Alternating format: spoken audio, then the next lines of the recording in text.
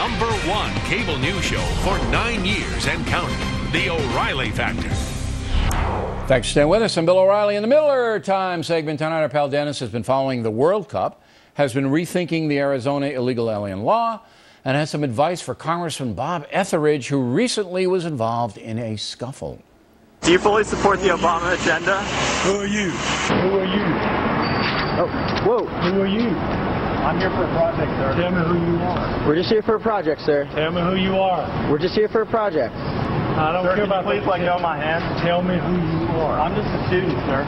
Tell me who We're you just are. students. That's all we are. Who are you? Please let go of my arm, Sir, who are you? Sir, please.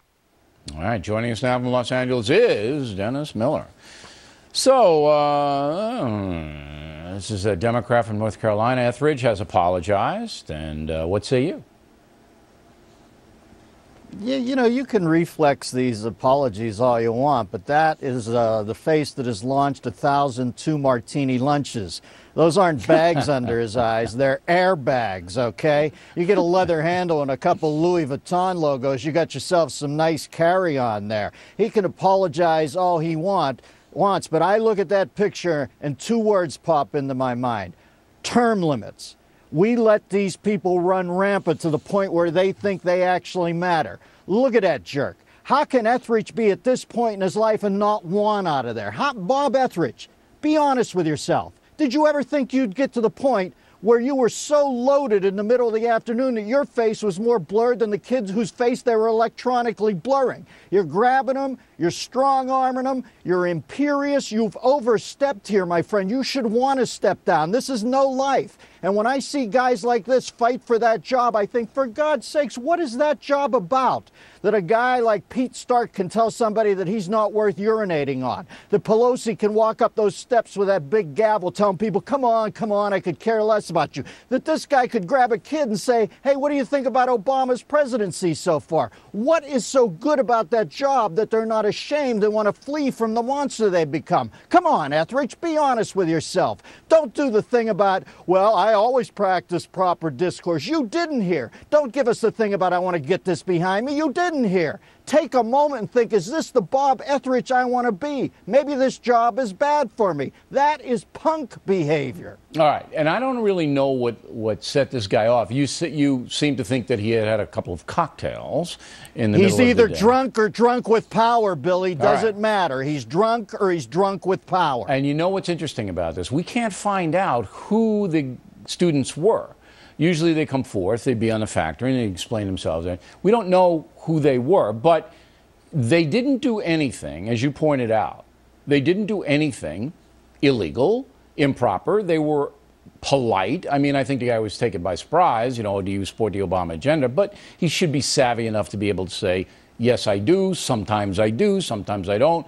How you guys doing? Is this a project? When he said students, there's no reason for him to go off like that. He's a bully. He's a bully, and he's a bit of a thug. And I think I recognize the other kid, that Blur. Isn't that the girl who used to date William Kennedy Smith, if I'm not mistaken? I don't know. I'm not going to get involved with that. Now, Arizona illegal alien law. I remember the Blur. I remember the Blur. They all blur together for me, Miller. I've been doing it for 35 years. You know, the whole thing's a blur. All right, you just heard the sheriff of Pinal County, and I mean, the guy was very eloquent, and we all know what's going on. Yeah. And you've been thinking about this Arizona illegal alien law, which takes place, starts at the end of July. So what have you come up with? Well, rethink is a bit of a misnomer. I'm more than ever in the camp of this law. My radio show, I bought some Diamondback tickets. I give them out to the best caller of the hour now because I want to support Arizona. I will say this, so I'm more than ever behind the law.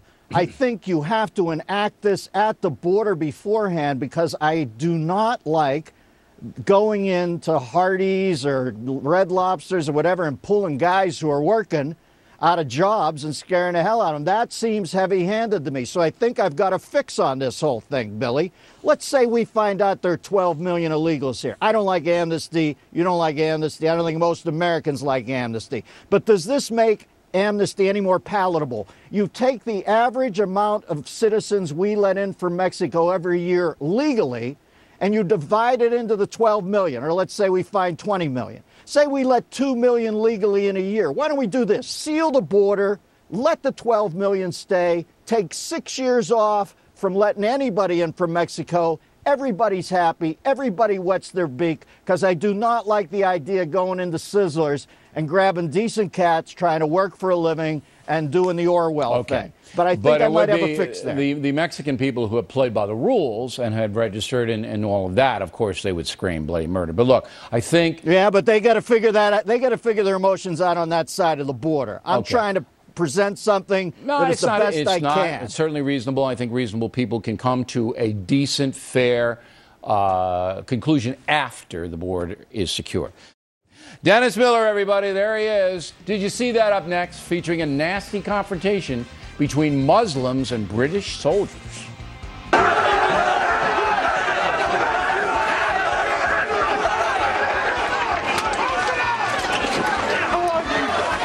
Did you see that? Moments away.